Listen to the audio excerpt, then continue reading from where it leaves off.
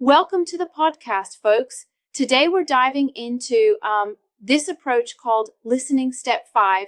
It's all about truly soaking in what's being said and recording, that key info as you go. Absolutely. It's fascinating how this step builds on the earlier ones, like listening to simple instructions and understanding speech purposes. Yep, exactly. I mean, this step is like um, taking your listening game to the next level. It's not just hearing words, it's about sustaining concentration over a longer period, say 20 to 30 minutes. And that can be Yeah, challenging, right? absolutely. Maintaining concentration for that long is no small feat. I mean, after just 15 or 20 minutes, distraction creeps in. Right? And that's why they recommend actively avoiding distractions, like clearing your desk and even not glancing out the window. It's hmm all about creating an environment that's conducive to focusing. And it's interesting how they also highlight comfort, like setting up your chair so it doesn't squeak or cause discomfort during those long sessions. Exactly. Comfort is key. I mean, if you're shifting in an uncomfortable seat, you're bound to lose focus. It's like trying to have a conversation in a noisy bar. Not ideal Yeah. at all. Speaking of conversations, the way the step talks about identifying keywords and info from extended talks is pretty spot on. How do you think we can actually select what's essential?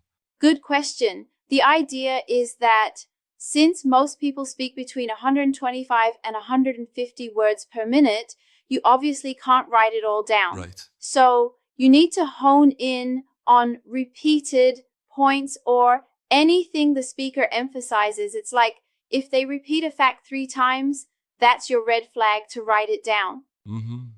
It's almost like a natural filter built into our listening process. You listen for cues. Absolutely. And that brings us to the note taking techniques recommended in the step.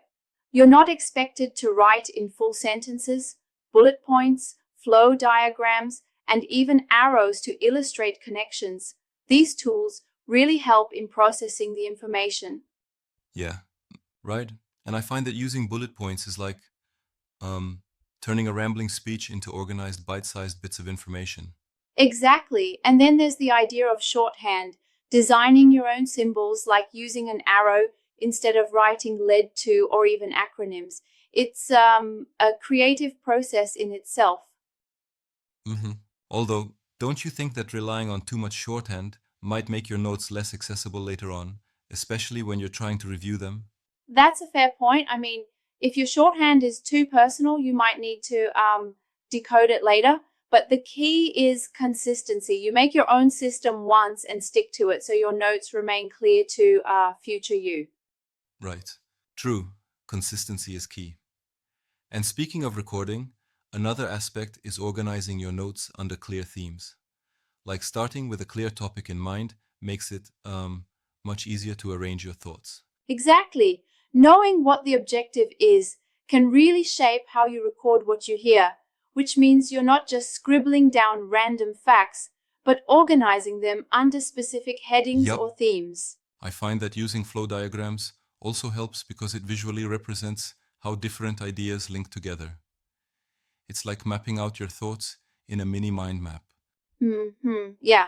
And if you're a fan of visual learning, that's a perfect technique. It's like your brain gets a workout by connecting the dots. Exactly. Now, what about the reflective questions mentioned? Those seem to be a strong self assessment tool for, you know, gauging your understanding of why you note things down the way you do. Yes, indeed, reflection is key. They suggest questions like, how do you sustain concentration? Or what triggers a lapse in focus? It encourages you to think critically about your own listening Yeah. habits. And it's great because knowing what distracts you means you can proactively manage your environment. Maybe a couple of practice runs can help you identify those factors. Exactly, and that's where teaching this step comes into play. The approach suggests that learners listen to a modeled sample, maybe a video or audio, and then work alongside instructors who demonstrate effective note taking.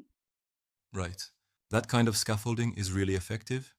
It's like training wheels for listening skills until you can balance on your own. Exactly, it's a gradual build up.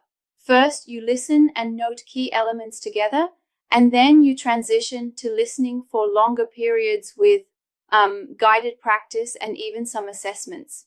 Mm-hmm. Speaking of assessments, I really appreciate that the step includes having a simple exercise where learners listen to a presentation and, using their notes, answer some key questions afterward. It really ties it all together. Right on. And this method not only checks if you've captured the salient points, but also reinforces the habit of selective note taking, which is super important for effective learning. Exactly. One thing that struck me is how this method takes into account our natural cycle of concentration. I mean, isn't it interesting how the average attention span is about 15-20 minutes?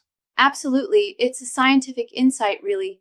Considering that, the method really emphasizes practical strategies like avoiding unnecessary distractions and creating a comfortable listening environment to extend our focus. Yep. And it even goes into, physically what might cause distraction, like the noise or an uncomfortable chair. It makes you realize that even small adjustments can have a big impact. Right, sometimes it's the little things. And when it comes to note taking, not everything you hear is worthy of being written down. That takes skill, filtering out the noise and picking up the signal. hmm It's like being at a lively dinner party and trying to catch your friend's conversation among all the background chatter.